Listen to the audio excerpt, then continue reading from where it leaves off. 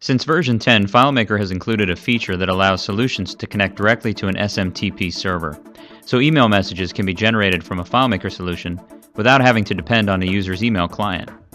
SMTP integration works with the SendMail function located on the File menu or with the SendMail script step. Combined with script triggers, solutions can be configured to generate an email alert when an action is performed or allow users to send messages directly from a FileMaker layout. This functionality also means we can send a text message directly from a FileMaker solution. All major cell phone carriers allow text messaging from an email account. So as long as we have a cell phone number and the carrier, we can format an email address to deliver a text message directly to the phone. In this video, you will first learn how to set up a free Gmail account to be used as your SMTP server. Second, you will learn how to format an email address to send a text message from FileMaker to 3 major cell phone carriers. Finally, we will take a look at a sample script used to generate a text message from a FileMaker layout.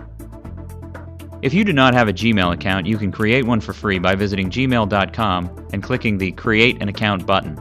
Assuming you have a Gmail account, all you'll need are the account credentials and a few settings. Let's take a look at a SendMail script step in FileMaker.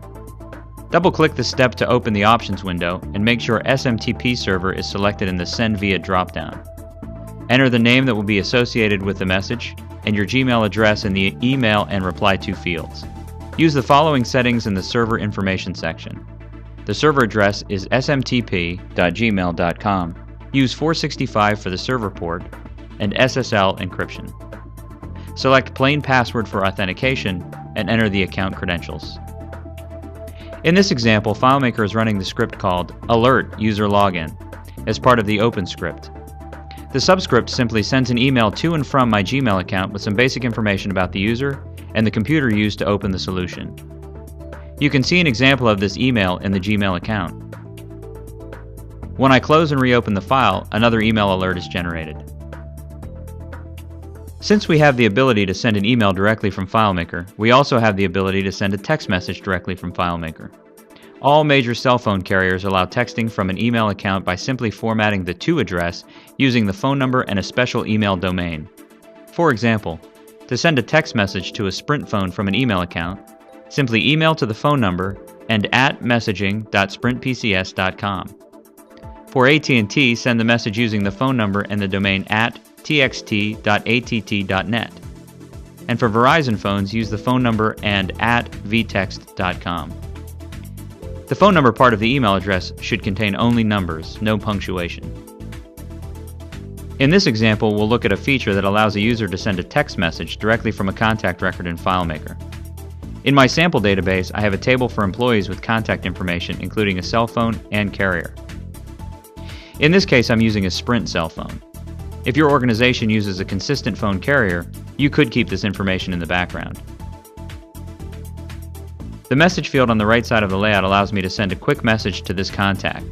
When I tab out of the field, a dialog box appears to confirm that I want to send the message. Since the message type under the field is set to text, FileMaker will format the phone and carrier information into a usable email address, connect to my SMTP server, and send the message to the phone. After the message is sent, I can confirm by checking the Sent Mail in the Gmail account. I will turn on Script Debugger and walk through the process. First, enter a message and tab out of the field to activate the script. This uses the onObjectExit script trigger.